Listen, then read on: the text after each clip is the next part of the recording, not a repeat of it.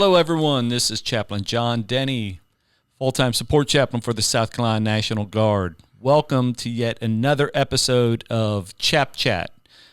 And just to recap what Chap Chat is, it's an opportunity for us to learn about the people in uniform in the South Carolina National Guard, and it's our people that make this organization so strong and gives it the character that we have. And the intent of this is to find out stories from people. I've got Lieutenant Colonel Javier Yudice here with me today, and he's going to share his story. But stories of resilience, stories of things that maybe shaped your worldview or things that you draw strength from in terms of spiritual resilience. And so today, as I said, we have Lieutenant Colonel Javier Yudice. So, Javi, thank you for being here. Appreciate it. Yeah, no, thanks for having me. Appreciate it. Absolutely. So if you would tell everyone a little bit about what you do for this organization. Yeah, so I'm AGR. On the full-time side, I'm the state training officer. I work inside the G3 office. And on the MD side, I'm a battalion commander. Command 4th Battalion, 118th Infantry Regiment, which is a combined arms battalion. Okay. And for those that may not know, explain what combined arms is. Tanks and Bradleys. So the heavy stuff. The heavy stuff, yeah. All right, that's right. the stuff that's that goes right. boom. Yeah, oh yeah. That's got to be fun. It's a lot of fun. A lot of fun. Busy, but fun. Oh, yeah. I was at the Fountain Inn location on Thursday, and there was this really cool simulator thing that's in the armory there. Yep. No one would turn it on for me. But it was cool. I felt like actually a soldier for a change. Yeah, there you go. Yeah. So in terms of being a leader, as you are with 4th of the 118th, what is your leadership philosophy? Yeah, I definitely follow a couple of different philosophies. Follow servant leadership, leadership by example. Like to make sure that people understand that, I've done the things that I ask people to do, and then, no issues doing them again. Authentic leadership, I try to do my best to pull myself away from myself, right? Right. To put myself in other people's shoes and see them as people, Everyone's got a story. You're not just kind of the main actor in your own movie, you know what I mean? Right. So it's important for me to kind of focus in on that and make sure that everybody feels like they're part of the organization. That's awesome. Yeah. So how do you balance that, though? I mean, you've got command, but servant leadership. It's probably a gentle balance that you need to strike. So it's to show that you are part of the people, right? But at some point, you still have leadership of the people. So I gotta believe that's an interesting balance or a struggle to try to find that fine line. Yeah, it can be for sure. And I'd tell you probably, maybe when I was a company grade officer, I did have a little bit of, I guess, growing pains in trying to figure out what that looks like.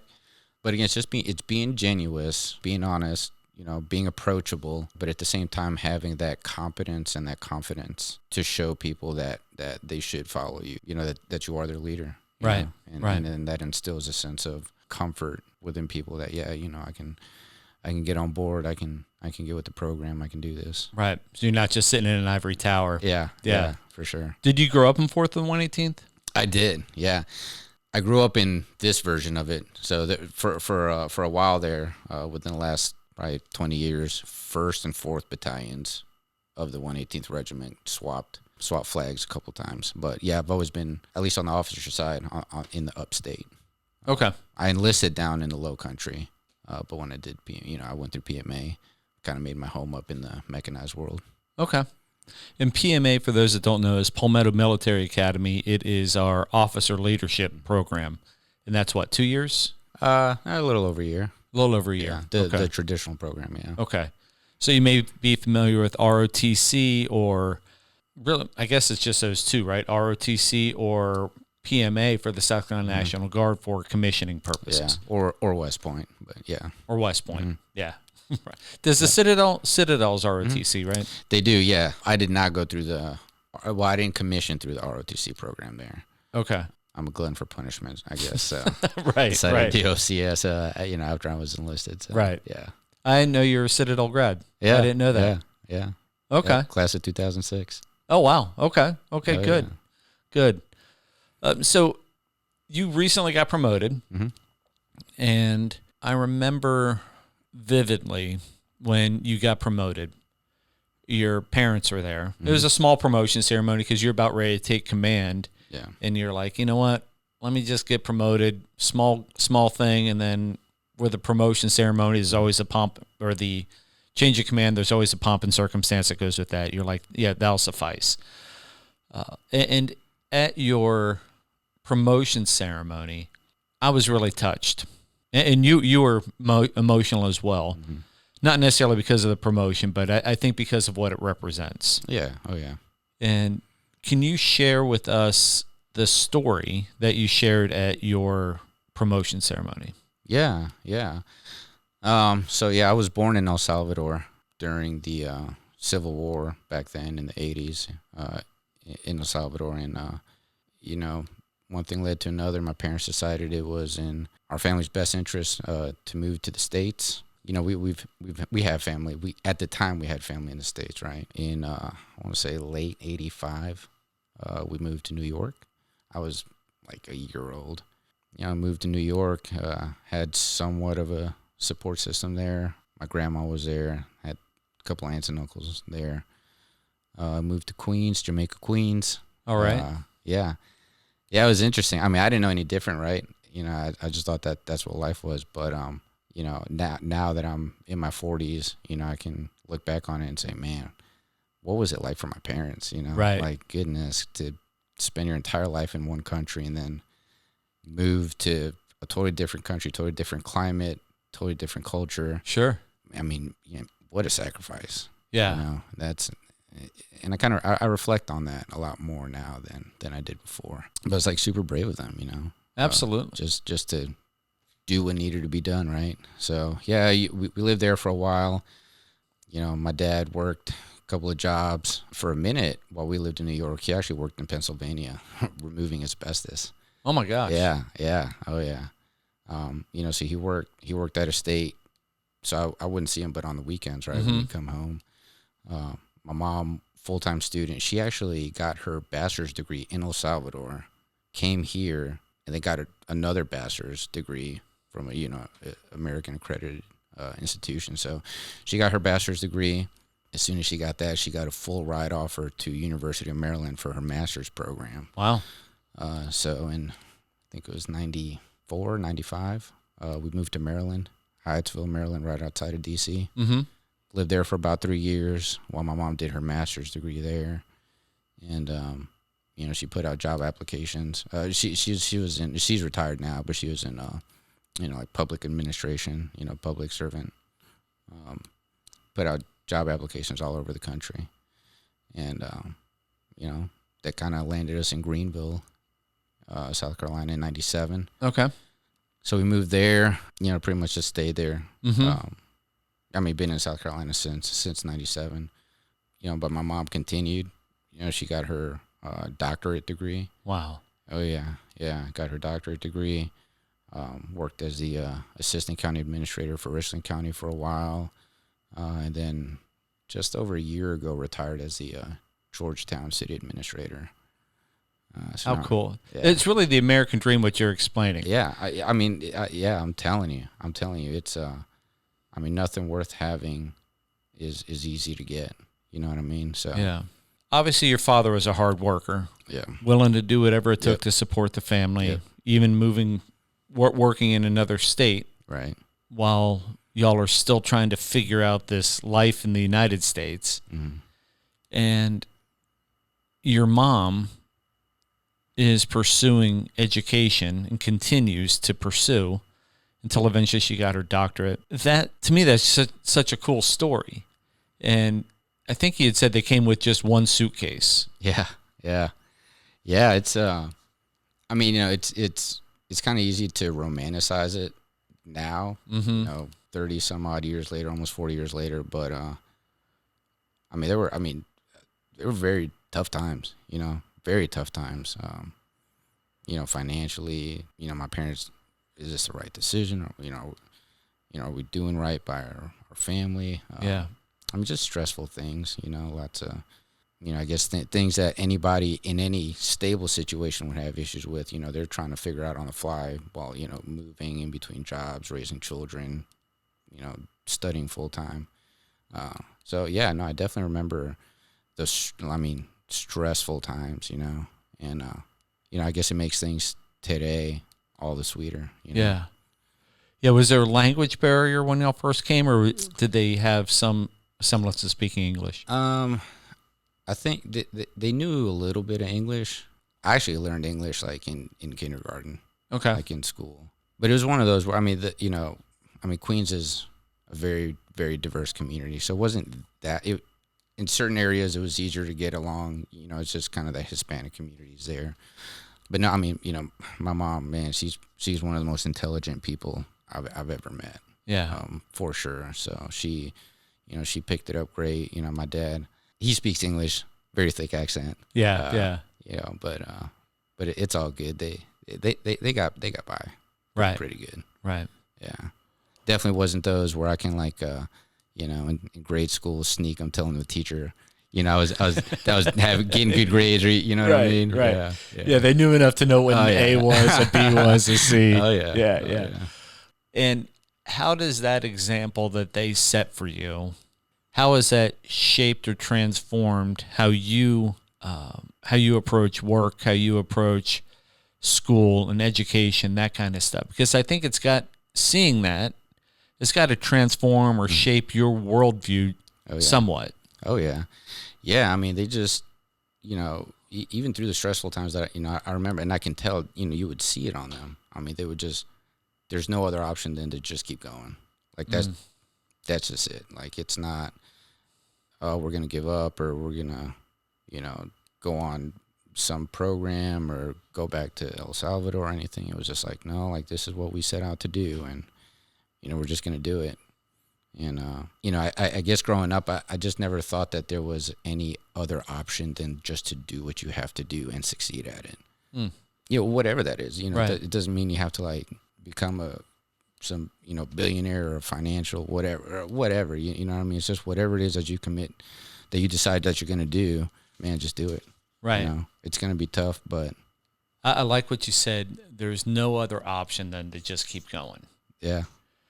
And what a great story of perseverance and resilience, because so often people just want to throw their hands up and give up. Yeah. And this is too difficult. Am I doing the right thing? Am I in the right spot? Maybe I need to do something else. For them, that wasn't an option. Right. And they had that grit and that determination to say, we're all in, right? Yeah. We left El Salvador. Yeah. We're all in. This is it. Yep. This is it. And their back was against the wall for some time, and they overcame that. Yeah. Where do you think they got their strength from? Well, Salvador was a tough place in the 70s and 80s. It's just a different culture, and I'm relating everything through stories that my parents have told me about their upbringing. But they had tough childhoods. My mom was orphaned by, I think she was like 16 or 17. My dad, separated family. His father passed away. On the younger side, his mom, my grandma, moved to the U.S. to kind of, start getting things set, on this side. So, yeah, they both, most of their lives, up until I would tell you probably my sister and I moved out of the house, they got, that was finally like they're breaking, right? Know what I mean? But yeah, they've had to, they had to fight pretty much their entire lives. Yeah. Just to make it and succeed. And again, not just make it, they built a life. They built a pretty good life, you know what I mean?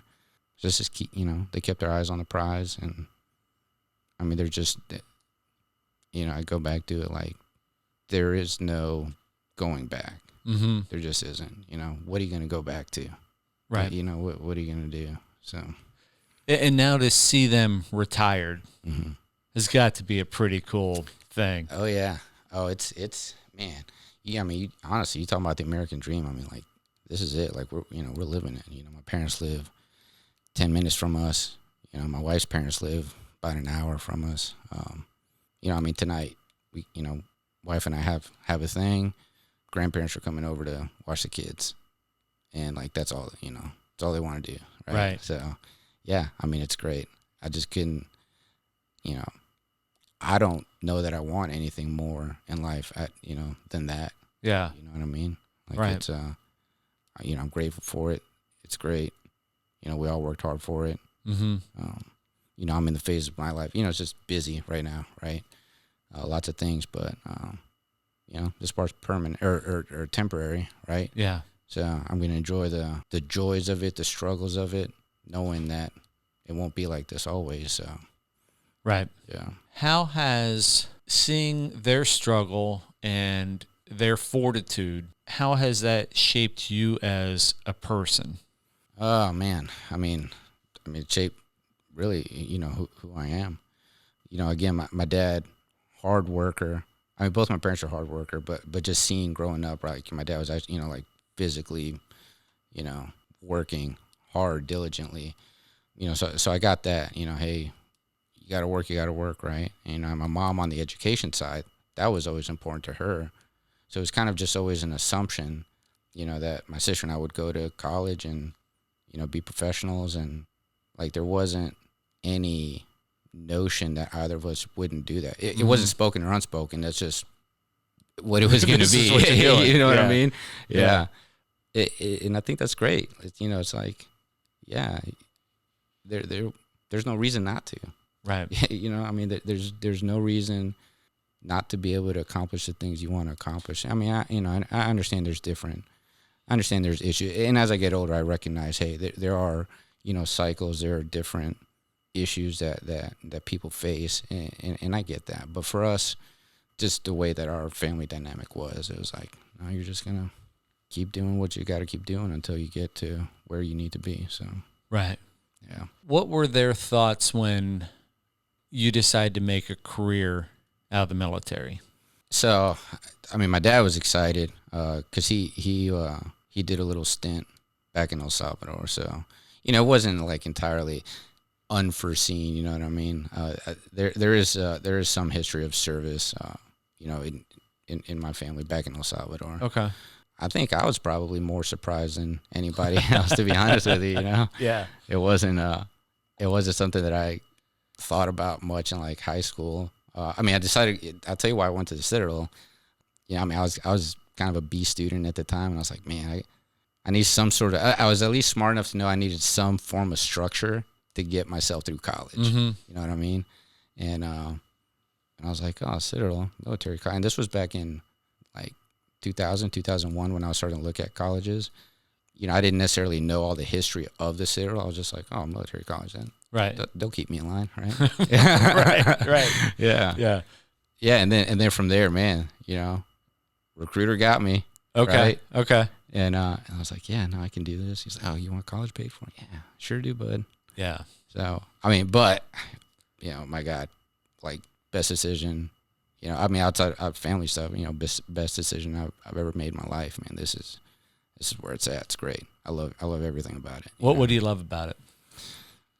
I love the opportunities. I love meeting people.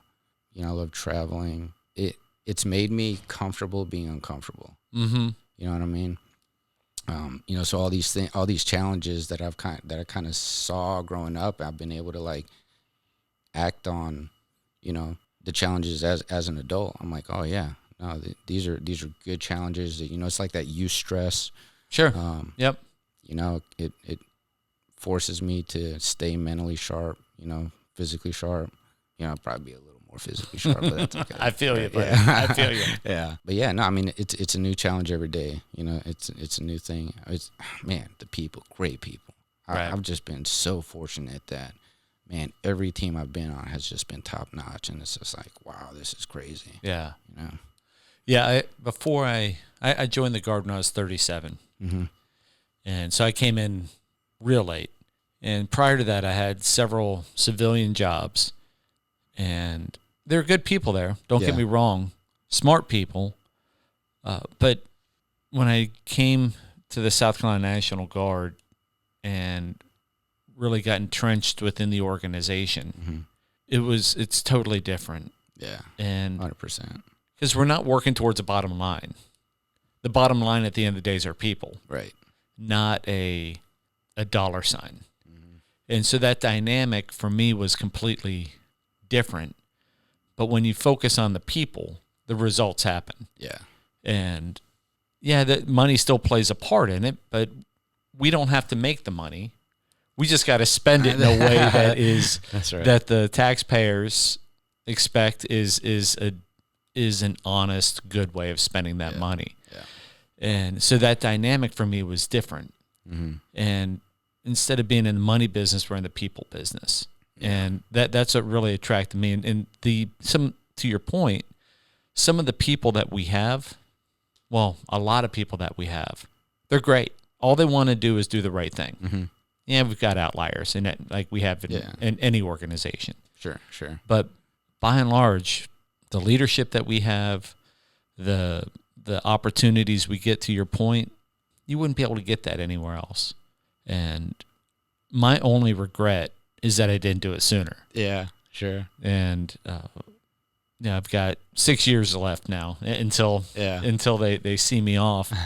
But yeah, it's been great. It's been great. And what is your motivation for continuing to serve?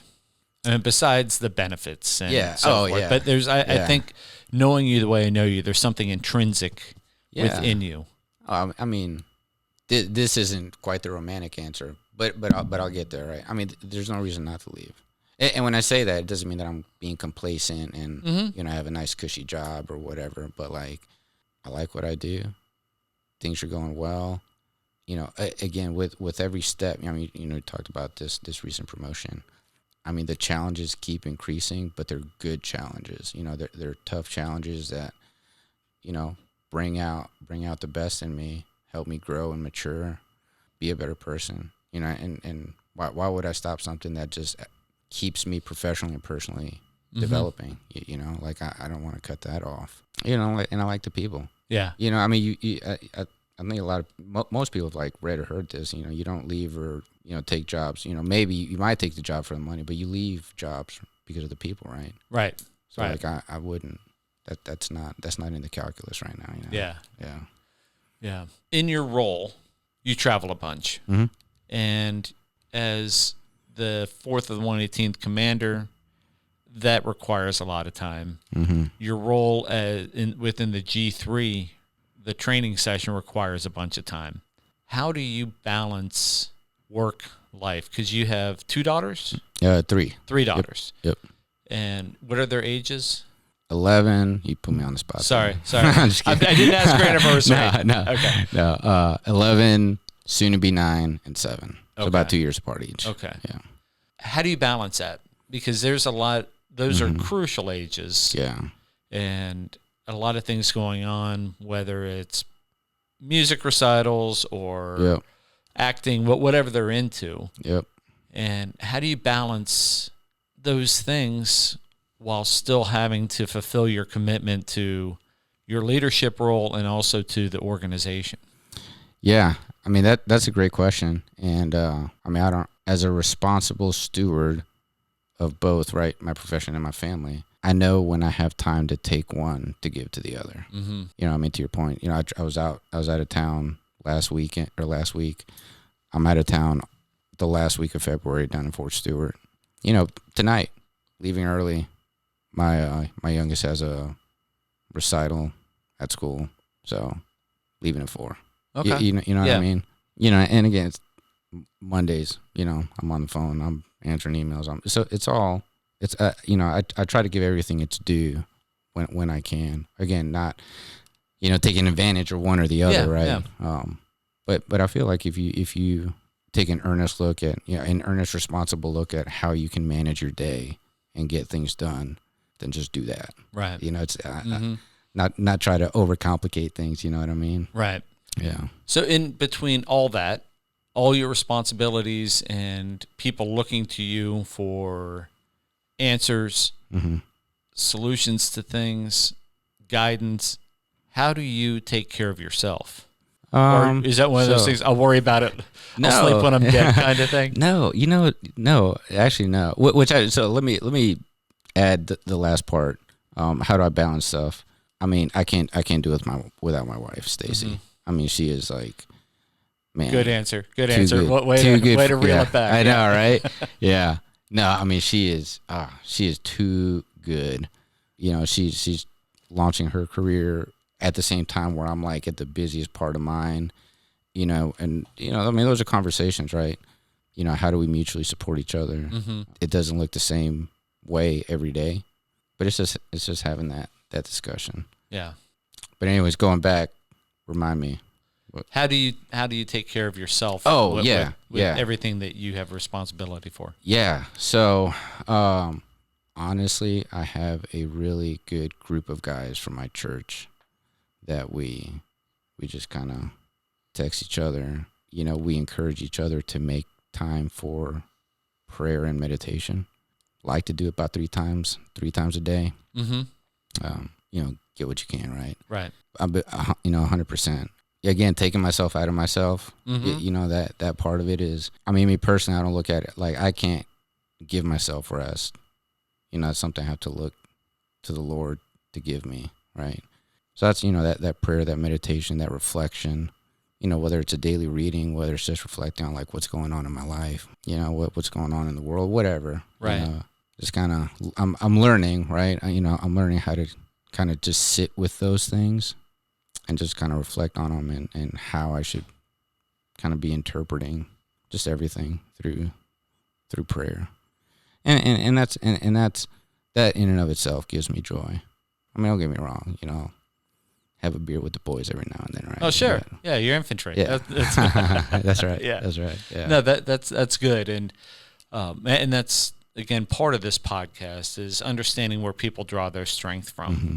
So I hear you saying you draw strength from your family, your commitment to the people under your charge, but also being deliberate and making some time for yourself, even if it's 5 minutes. Yeah, I mean, absolutely. I think when people hear prayer or meditation, they're thinking that, hey, this is a long, I got to have half an hour, 45 minutes of quiet time. And some people do. That's great. Sure. But my guess is, knowing your schedule, they're probably, and trying to do it 3 times a day, they're probably just brief moments throughout your day that it allows you just to take a breath and look inward a little bit.